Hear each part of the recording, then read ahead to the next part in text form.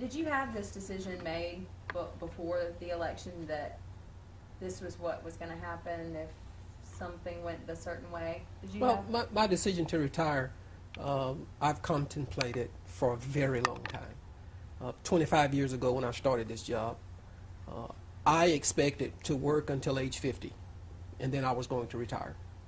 So I've gone actually past age 50. I've gone past that by 3.5 years. And so now it's just time for me to sit back and relax, reduce the stress levels, and just start having a good time. I put aside, a lot of my traveling and a lot of the things that my wife and I wanted to do. We put that aside over the years. We put money into different accounts in preparation of retiring at age 50, and then being able to go and travel and do anything we wanted to do. We planned throughout the years when we were going to have children, what age our children would be at retirement time. We figured and we calculated that we would have our children out of college by the time we turned 50, and so that we could retire and do anything we wanted to do. And so that's where we are now. So you're saying basically the election played little, if no part, into your decision? Very little. But I will tell you this. I'm one of those people that respect new administrations, and to make it easier for the new administrations, the administration that's coming in, this is a very opportune time for me in this transition to exit. And so it's a great time to do it. It affords some of our other staff members and other people who are interested in becoming a police chief, it affords them now the opportunity to go through the process and become a chief and then to lead the department. This is a very good department. It's an excellent department. We have very good detectives. We have people who know how to go out, solve cases. Our homicide people, we've had 15 homicides this year. 13 of those have been solved. We have persons of interest in number 14, and we're waiting for DNA evidence on number 15. So those guys and girls who've worked homicide over the years have done a very good job. Our robbery detectives are excellent. Those guys know how to go out there and track suspects. And so over the years, we've had a very good track record. I'm very proud of that. And as the new administration changes, I'm sure that they want, new leadership. So at this point, it just afforded me the opportunity. The timing was right, and so we exited this point, praying for all of Mobile, praying for our police officers, and we think that it will only get better. Has Sandy contacted you at all? I have not spoken to him, but I'm at this stage in my life. If within the next 60 days is when I expect to retire or expect to leave. I'm at a point now where certainly I will assist in any transitional opportunities or issues that they may have. But we have some people here. We have some deputy chiefs and majors and other people who have been here for 20 and 30 years. They know the system. They know that they can step in, and the department will not lose a thing. So it's a great opportunity now. Been police chief since 2010. Obviously, so much has happened since then in the city. So much happened before that, but lots happened in those years. Is there anything that you think back that you'd like to clarify, that you'd like to make a point about anything that's happened while you've been chief?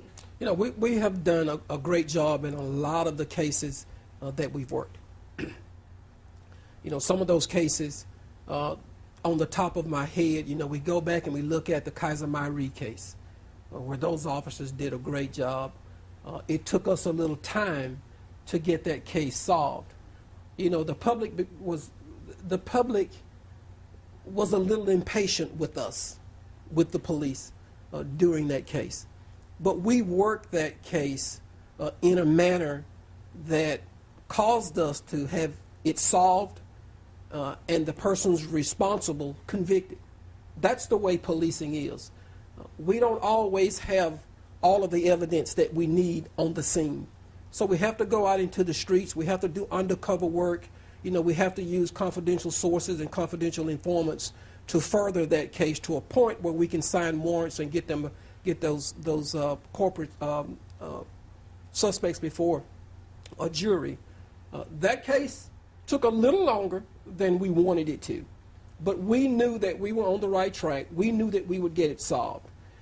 And I remember telling the public then, we have information that we can't give you because it jeopardizes this case. But we knew where we were going with it, and it just took us a little time. And I think that at the end of that case, I think that everyone was satisfied with the amount of evidence that we collected, with the outcome of the case. And certainly the Myrie family were very appreciative of all of the work that the detectives did. We did the case off of Spring Hill Avenue, Zoa White case, another case where the public was very antsy. They wanted information and they wanted this case solved. We worked that case. It took a little time for us to get in, and we don't have labs. The Mobile Police Department, we don't do DNA analysis, so we have to farm that stuff out. We have to send it out to get the information that we need. That case was solved, and there are some things that we do in the department that people just aren't aware of, but we have very good police officers, very good detectives. We've had occasions where we've had police officers that saw a need in the community. Those guys went out and the circumstances were that there was an individual who had some handicap. These police officers went out, purchased lumber or attained lumber, and went and built a handicap ramp for that person. Those are some of the things that the public just, usually they don't see those things. They see the negative stuff. They see the policeman who has children in his car. They see that kind of stuff. But they don't see all of the things that police officers do, all of the community work that police officers do behind the scenes. When Pritchard was going through their bankruptcy financial pension issues, these policemen went out and cooked. We sold plates, and we were able to pay power bills and mortgages and buy medicine for some of those Pritchard pensioners. Perhaps that was on the news, but the gravity of that, of police officers who serve the community, who risk their lives every day, who are grossly underpaid, would go out and do something like that. That's what makes me proud about being a Mobile police officer. Chief, you and I have talked a lot over the years about the pressure that you're under. You're just talking about that as well, and all your staff is under, especially you. The close eye, everybody pays attention to every single thing that you do. Mm-hmm. For the next chief that comes in, as far as advice to him, it's a very stressful job, and they're going to be watched whenever they walk out the door. What would you tell the next chief? I can tell you that it's and not just for chiefs, for anybody. It's easy to sit back and analyze something without having all of the details of it. Sometimes people have opinions about things and they don't have all of the facts. And so people in the public and our citizens really have to be patient with us. As far as advice to someone coming in, you have to take your time, and you have to know that people make mistakes. One of the toughest things for a police chief to do is discipline someone where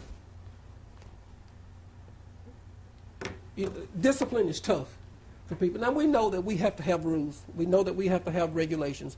And we know that it's imperative that police officers follow those rules and regulations, and that the standard has to be very high. It still doesn't take away the the fact that when a police officer goes out and he does something, you have to discipline that person. You know that he has to be disciplined.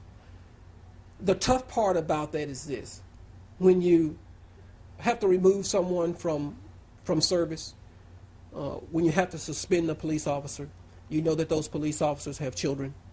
You know that they have a wife at home. They have mortgages. They have car payments and other things. They have to buy food for children. And when you take away,